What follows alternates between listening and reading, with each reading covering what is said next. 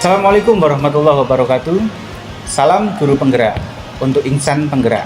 Nah, pada kesempatan kali ini kami akan melakukan praktek coaching supervisi akademik. Nah, sebelum kita melaksanakan observasi akademik, kita akan melaksanakan yang namanya pra-observasi. Kali ini saya ditemani oleh Pak Tauhid. Apa kabarnya Pak Tauhid? Alhamdulillah sehat dan bahagia. Oke, lagi sibuk apa ini Pak Tauhid? Ini proses perbaikan mesin bubut yang kecepatan putarnya kurang maksimal. Jadi ada beberapa komponen yang error. Jadi kegiatannya hari ini itu. Ya, ini kebetulan bengkelnya sedang tidak ada anak-anak ya berarti? Iya, untuk hari ini jadwalnya kosong Pak. Jadwalnya kosong. Karena anak-anak sudah berangkat magang kelas 3. Yeah. Seperti yang sudah kita sampaikan dari Pak Kepala Sekolah terkait pelaksanaan supervisi akademik. Yeah. Nah, sebelum kita melaksanakan supervisi akademik, kita akan melaksanakan yang namanya pra-observasi. Nah, dari pra-observasi ini, Pak Tauhid, saya akan melakukan beberapa percakapan atau pertanyaan terkait pelaksanaan observasi tersebut. Terkait yang diantaranya untuk tujuan pembelajaran besok untuk pelaksanaan observasinya, kalau boleh tahu tentang apa Pak Tauhid? Nah, di sini besok untuk observasi ada 3 tujuan pembelajaran. Yang pertama, peserta didik mampu memahami gambar kerja dengan baik dan benar. Kemudian yang kedua, peserta didik mampu menjelaskan langkah kerja pembubutan dengan baik dan benar. Dan yang terakhir, peserta didik mampu mempersiapkan mesin bubut dan alat pendukungnya sesuai dengan rencana kerja yang telah dibuat dengan baik dan benar. Kenapa di akhir kalimat dengan baik dan benar? Karena kalau prosesnya baik, hasilnya pasti benar, gitu. Tapi kalau tidak benar, prosesnya tidak baik, hasilnya tidak akan benar. Oke, baik. Menarik sekali. Berarti nanti kalau boleh tahu nih, area yang mau dikembangkan terkait apa nih Pak Tauhid untuk terkait KBM tersebut? Untuk pengembangannya, yang pertama itu tentang pemahaman pembubutan untuk jenis pekerjaan tertentu. Jadi saya harapkan anak-anak itu yang pertama itu paham dulu teorinya maupun persiapan untuk pekerjaan tersebut. Yang kedua itu kompetensinya.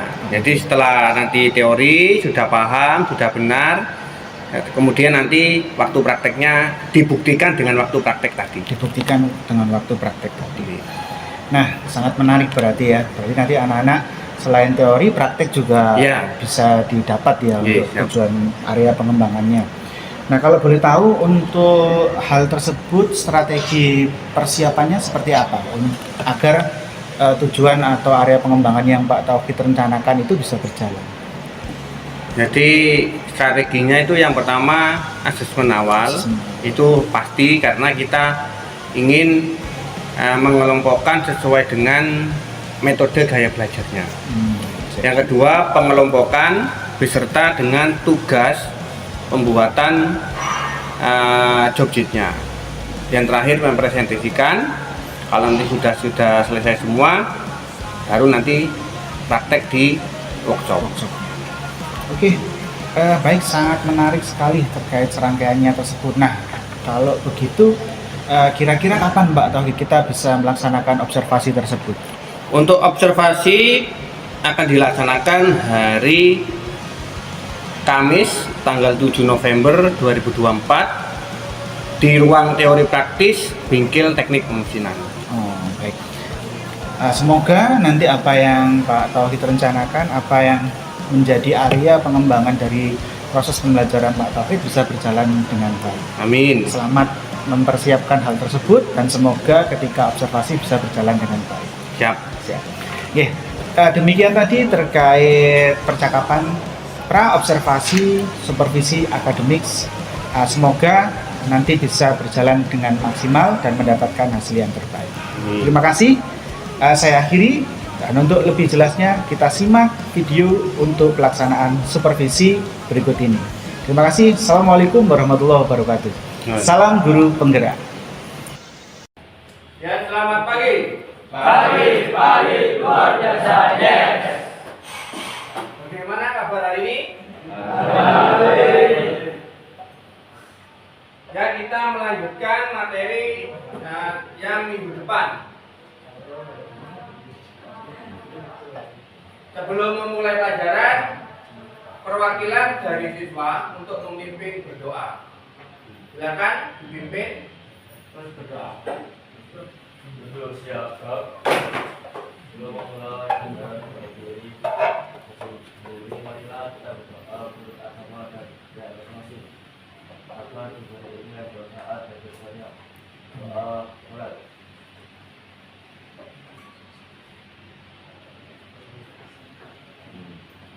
Doa selesai.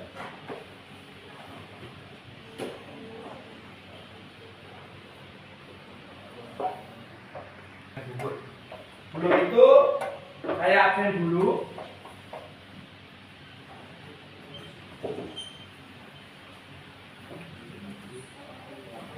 Abdul Aziz, Faris, Aldi Rizky, Ardan, Arya Ganu, Chandra, David, di mana kita sudah banyak membahas tentang teknik pemetinan bubut. Nah, di sini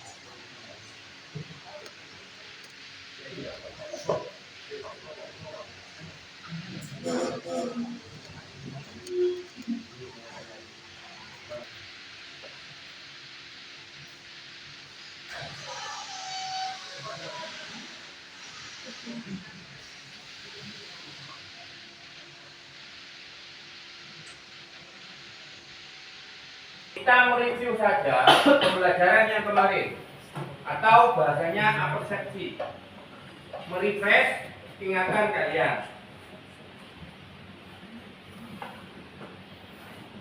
Ya, pernahkah Anda melihat atau membaca instruksi kerja atau SOP yang ditulis pada dosis atau gambar kerja? Kenapa? Ya. Pernah lihat SOP atau instruksi kerja? Ya pernah, Pak. Di mana lihatnya? Ya pernah lihat di media sosial, Pak, atau di internet. Di media sosial dan di internet, ya. Ya. Jadi nanti kita fokus tentang pembuatan SOP atau agenda kerja ini. Saya harapkan orang teknik wajib bisa membaca gambar kerja atau membuat langkah kerja. Standar pada dasarnya memiliki fungsi yang sama dengan jenis mesin bubut lainnya, yaitu untuk melakukan pembubutan buka facing, rata, lurus, bertingkat, tirus, profil, alur, memotong, mengulir, mengebor, memperbesar lubang, dan mengkatel, dan lain sebagainya. Jadi banyak pekerjaan yang bisa dikerjakan menggunakan mesin bubut. Jadi banyak jenisnya. Pahat bubut merupakan salah satu alat potong yang sangat diperlukan. Kemudian pada proses pembubutan, karena pahat bubut dengan berbagai jenisnya dapat membuat benda kerja dengan berbagai bentuk sesuai tuntutan pekerjaan. Jadi kalau kalian tidak paham tentang geometri, tentang bentuk dari pahat bubut, nanti akan kesulitan ketika proses di mesin atau pembuatan jokisnya. Jadi pahat bubut ini sangat penting. Misalkan bubut rata, bentuk pahatnya seperti apa? Bubut alur, bentuknya seperti apa? Atau geometrisnya. Bubut ulir, bentuknya seperti apa? Sudutnya berapa? Geometrisnya seperti apa? Jadi harus kalian benar-benar paham tentang pahat bubut. Karena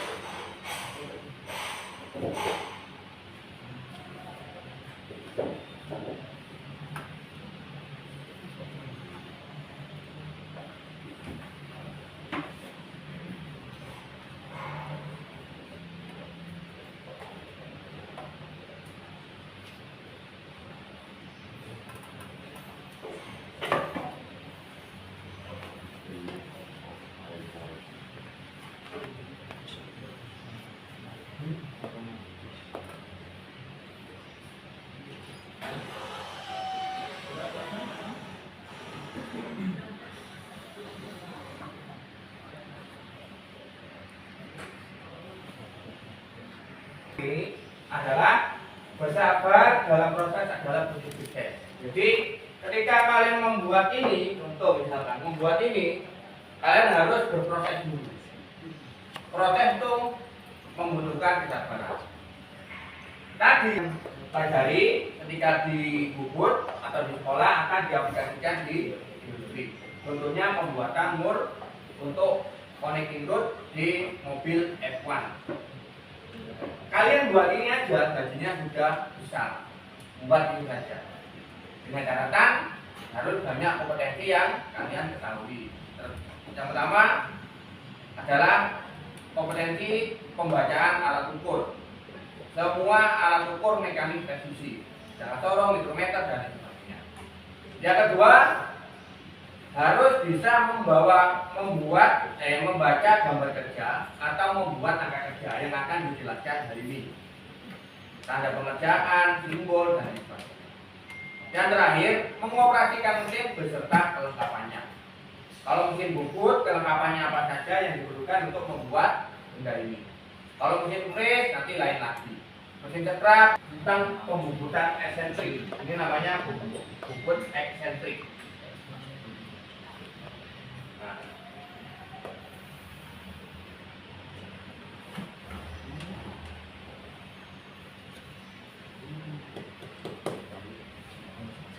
Nah, dari video ini menjelaskan ketika kalian motivasi dari video ini adalah seberapa besar ada dan jauh. Misalkan berangkat sekolah banyak bocor, berangkat sekolah uang sakunya pas-pasan hanya untuk beli bensin dan lain sebagainya, itu adalah sebuah ujian. Kalian tidak akan bisa sukses tanpa diuji. Kalian tidak akan naik ke kelas 2 dari kelas 1 tanpa melakukan proses ujian. Jadi ujian itu adalah mengetahui untuk ketika selanjutnya apakah kalian sudah siap atau tidak. Jadi dilaksanakan ujian. Penentuan mesin, proses sampai dengan finishing.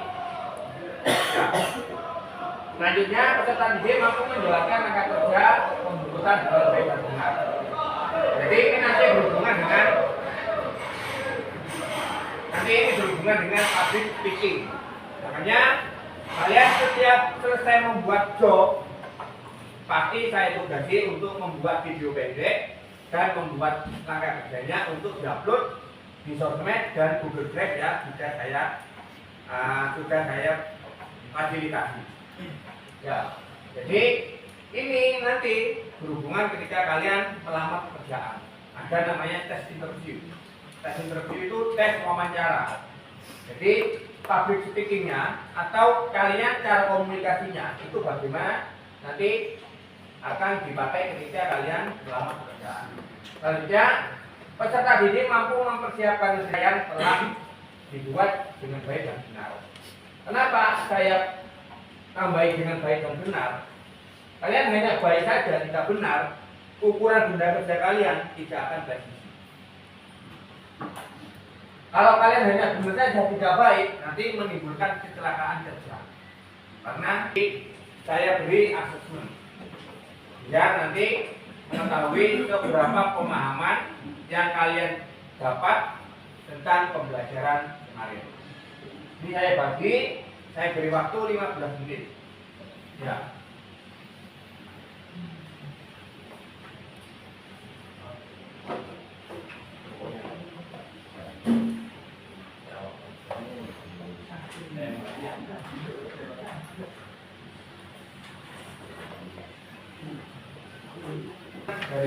Satu anak saja yang ambil biar tertib.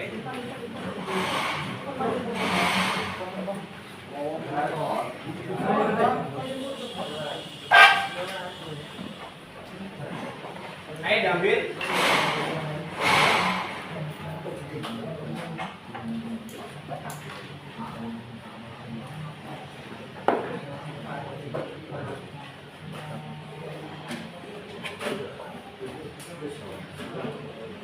Teknik pemesinan duduk, karena hampir semua pekerjaan tidak akan terlepas dari proses pembusutan. Contohnya apa? Pembuatan ulir. Jadi nanti kalau kalian kerja dimanapun berada, nanti dalam bidang konstruksi atau manufaktur kalian pasti akan menemui tentang menggunakan mesin jukut, pembuatan part atau komponen menggunakan. Ini yang paling saya tekankan. Kalian tidak bisa membuat ini tanpa mempelajari materi-materi tentang pemesinan jukut. Ulir, alur, bentuknya seperti apa. Makanya di minggu kemarin yang membahas tentang pemesinan jukut benar-benar harus paham. Karena untuk membuat prosedur ini dasarnya itu di proses pemesinan jukut. Yang pertama yang harus kalian pahami adalah gambar kerja, peringatan keras atau paling fatal dikeluarkan dari perusahaan tersebut karena kalian tidak menerapkan keselamatan kerja. Selanjutnya menentukan alat yang akan digunakan. Yang pertama mesin bubut standar, pahat bubut, tata, alur, ulir, dan lain sebagainya. Kemudian proses penjepitan, jepit benda kerja dengan panjang sekian dan lain sebagainya. Bubut bertingkat, bubut fencing, bubut ulir, alur, dan lain sebagainya. Ya. Kemudian menentukan alat tekam. Lah, alat tekam ini juga sangat berpengaruh ketika kalian proses pembusutan. Kalau ini offset, yang ini. Kalau inset itu bentuknya T, nanti ini dimasukkan. Ketemunya berapa? Nah, kalau yang inset itu menggunakan dial skala numeriusnya. Kalau yang offset langsung di alatnya. Jadi ini benar-benar sangat pengaruh. Kemudian kalian sebelum menggunakan alat ukur dicek kepresisiannya. Ya, atau ketelitiannya 0,01 atau 1/100.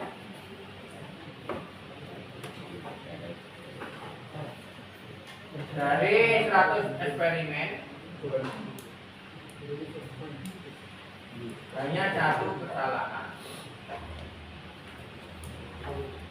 Semakin dikit salah, berarti alat ukurnya semakin presisi. Ini biasanya disebut namanya mikrometer. Jadi harus benar-benar setinggi kepala kepas atau teleskop. Biar nanti proses pembusutannya kalian bisa maksimal, hasilnya bisa bagus, kemudian dan presisi. Selanjutnya pembusutan permukaan benda kerja, jadi maupun ya. Jadi kalau Bu TC bisa dari pahanya bisa maju ke depan,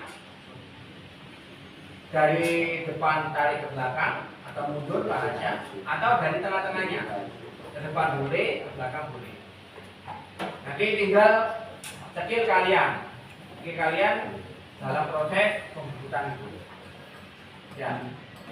Jadi, oh Pak, saya lebih suka pahanya maju noniusnya 2 mili, berarti benda kerjanya berkurang 4 mili. Itu diingat-ingat. Prinsip benda berputar. Ya. Selanjutnya pembuatan tirus. Jadi pembuatan tirus itu ada 3. Ya, bisa mengunci roda gigi, bisa mengunci kulit dan sebagainya. Namanya stapling. Selanjutnya untuk pembatas dari proses kulir biar aman. Ya, dan yang terakhir untuk biar kulirnya masuk semua dan ini biar bisa rapat. Kalau kalian tidak diatur, nanti ketika diassembly menggunakan ukurnya tidak akan bisa rapat. Selanjutnya proses pembuatan alur. Nah, ini adalah proses pembuatan alur. Materi saya terlalu cepat atau ada yang kurang kalian mengerti. Nah, ini pembuatan ulir. Ulir dibagi 2 menurut arah putarnya. Kalau ulir kanan, ngerasinya pakai tangan kanan. Kalau ulir kiri, ngerasinya pakai tangan kiri. Ya, ngerasi ulirnya. Kemudian ini adalah geometri dari ulir. Ada side angle, straight, root, minor diameter, big diameter, mayor diameter, single dip, heliannya. Jadi saya harapkan modulnya dibaca, dipahami. Kalau misalkan kurang paham bisa di-sharingkan ke teman yang sudah paham atau bisa di-sharingkan ke guru prakteknya. Nah, sekarang tugas kelompok pembuatan angka kerja.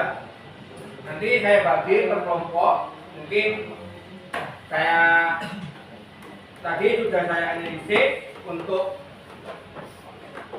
asesmen awal. Saya bagi sesuai dengan kemampuan yang ada di asesmen awal. Saya bagi merata. Yang bisa, yang belum bisa, sama yang belum bisa sama sekali. Jadi saya bagi biar ada kolaborasi. Biar tidak terpusat yang bisa semua. Yang setengah-setengah semua. Yang belum bisa bisa semua. Sampai kapanpun, kalau misalkan circle-nya, kelompoknya belum bisa semua, ya tetap nggak akan bisa. Makanya nanti setelah ini saya bagi per kelompok. Nanti ada yang bisa, ada yang setengah-setengah bisa, ada yang belum bisa. Nanti dipresentasikan untuk ke depan. Ya. Siap. Saya bagi untuk tugas kelompoknya.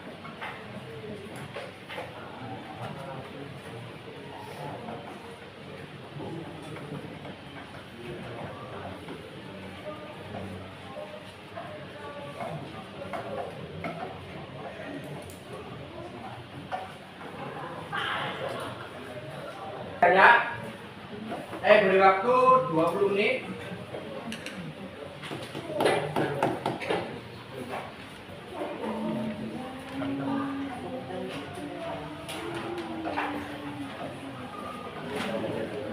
Ya, yang sudah selesai untuk angka kerjanya bisa dipresentasikan ke depan.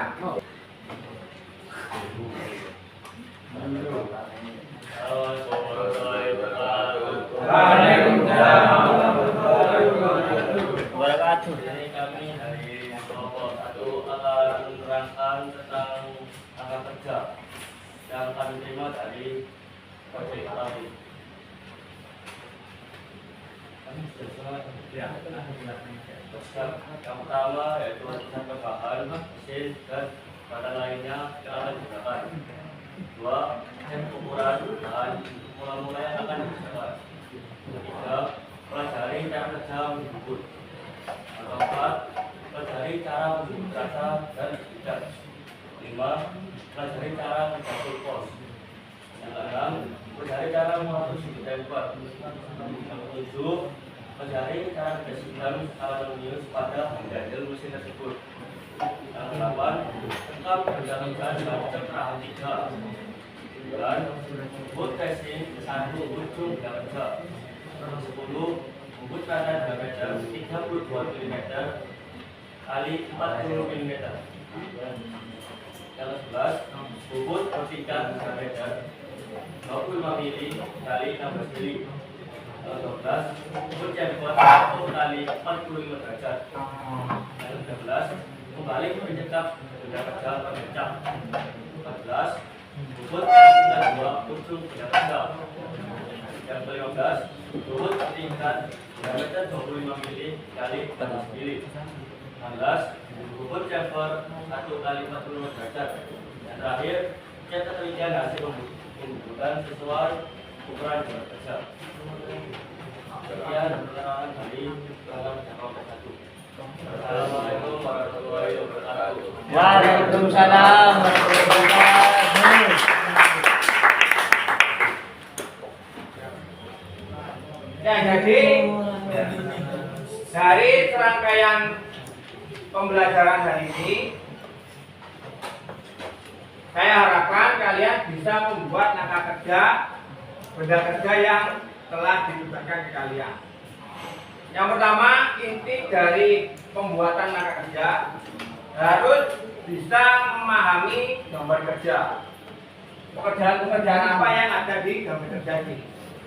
Yang kedua, harus bisa menggunakan atau bisa membaca alat ukur mekanik presisi. Kenapa? Dalam menentukan gambar ini, kalian harus ada nominal angkanya. Misalkan ini buktinya berapa diameternya, itu harus kalian pahami. Dan yang terakhir, yang ketiga, mengoperasikan mesin beserta kelengkapannya. Jadi kalau sudah semuanya sudah bisa dari dua kompetensi tersebut, tinggal mengoperasikan mesin saja. Untuk membuat ini, misalkan chamfer, prosesnya seperti apa di mesin, membuat bobot bertingkat seperti apa dan seterusnya. Kemudian kesimpulan hari ini, kalian sudah saya anggap bisa membuat SOP atau langkah kerja benda kerja. Ya, SOP pembuatan langkah kerja pada benda kerja.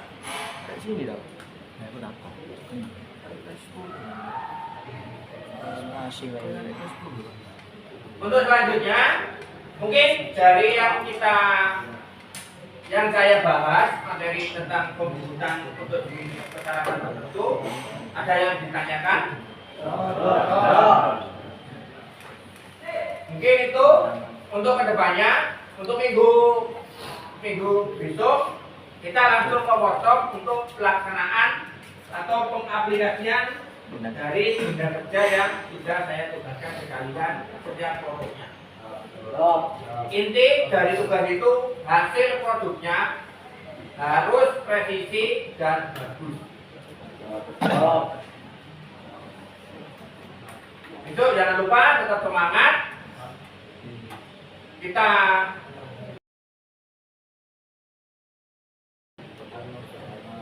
yel-yelkan, kita gaungkan yel-yel SMK Teknik.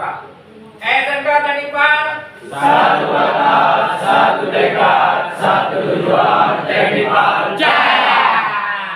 Ya mungkin itu yang bisa saya sampaikan. Baik, assalamualaikum warahmatullahi wabarakatuh. Bagaimana kabarnya Pak Taufik? Alhamdulillah Alhamdulillah. sehat dan ya. Lagi sibuk apa ini hari ini? Hari ini seperti biasa masih belajar mengajar di praktek. Oke, baik. Kemarin sebelum kita melaksanakan observasi, ya kita kan sudah melakukan yang namanya bagaimana Pak Taufik untuk merencanakan kegiatan terkait sebelum apa yang mau direncanakan, terus bagaimana strateginya untuk mencapai tujuan tersebut. Nah, sebelum saya menggali lebih dalam, kira-kira menurut Pak Taufik bagaimana perasaannya ketika pelaksanaan observasi kemarin? Alhamdulillah pelaksanaannya lancar dan sesuai dengan modul ajar yang saya rencanakan sebelum proses pemilihan. Apakah ada kendala-kendala khusus Pak terkait pelaksanaan observasi kemarin? Yang pertama itu kendalanya di siswa. Mungkin karena sekarang generasi digital, anak-anak lebih fokus pada gadget. Tapi saya cari metode atau pengembangan bagaimana memanfaatkan digitalisasi itu untuk proses pemilihan. Baik, luar biasa sekali proses observasi kemarin Pak Taufik. Nah, berikutnya dari gambaran keseluruhan pelaksanaan observasi kemarin di proses KBM yang Pak Taufik laksanakan, kira-kira apa ini Pak yang paling berkesan menurut Bapak di proses kegiatan tersebut? Dilihat dari sudut apanya? Di sudut dari proses pembelajarannya. Yang paling berkesan itu anak-anak yang semula sering fokus pada gadgetnya dan tidak tahu yang dibuka apa. Saya beri modul atau materi di share di grupnya anak-anak dan ternyata anak-anak antusias untuk mempelajari dari gadget dari materi yang saya share. Kalau menurut Pak Tauhid, dari area pengembangan kemarin yang sudah Pak Tauhid rencanakan terkait bagaimana meningkatkan aktivitas terkait diskusi, kemudian aktivitas untuk keaktifan siswanya, apakah menurut Pak Tauhid sudah terpenuhi Pak terkait area pengembangan yang Bapak tuju kemarin? Kalau terpenuhi atau tidaknya itu kembali lagi kepada individu siswa masing-masing. Yang terpenting saya sebagai pengajar berusaha semaksimal mungkin untuk menyampaikan materi sesuai dengan fakta dan realita yang ada di kehidupan mereka masing-masing. Berikutnya Pak Tauhid untuk terkait kira-kira setelah Pak Tauhid mendapatkan beberapa hal yang menarik dan apa poin yang perlu dibenahi untuk kegiatan tersebut agar nanti pengembangan pembelajarannya bisa menjadi lebih baik. Untuk pengembangannya saya fokus pada pengetahuan dan kompetensi. Jadi saya menyadari anak-anak SMK itu lebih fokus pada praktikumnya. Untuk pengetahuannya itu agak dikesampingkan.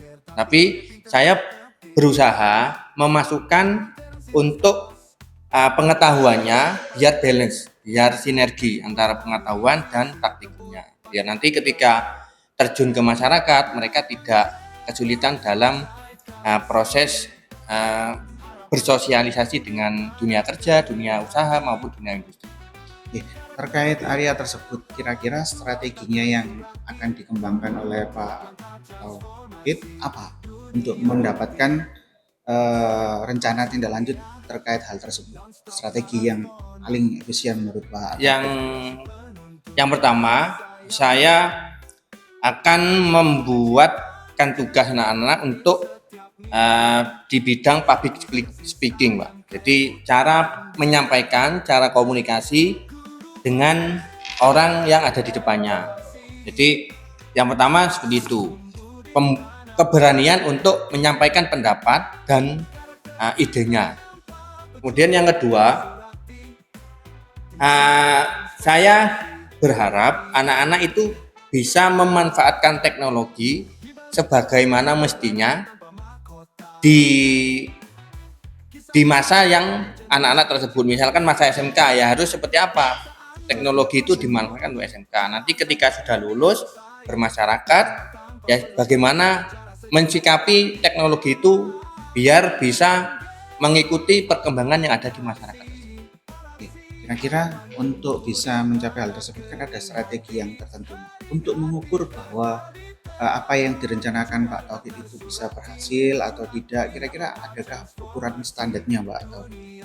Kalau standarnya ada Pak, saya dibuatkan asesmen. Jadi seperti ini asesmennya. Jadi anak-anak nanti diberi soal-soal tentang pengembangan yang ingin saya kembangkan. Kemudian anak-anak diberi lembar kerja peserta didik LKPD-nya, nanti dijawab di situ. Jadi selama proses saya mengajar sampai dengan evaluasi saya tahu sampai mana anak-anak daya tangkapnya. Nah, kira-kira perlu dukungan apa ini Pak Fakid untuk supaya hal tersebut bisa berjalan dengan maksimal? Yang pertama, dukungan dari lingkungan keluarga, Pak. Yang kedua, lingkungan dari pergaulan anak tersebut.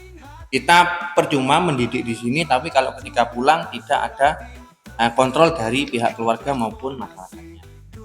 Terus selanjutnya sarana prasarana juga diharapkan terus upgrade.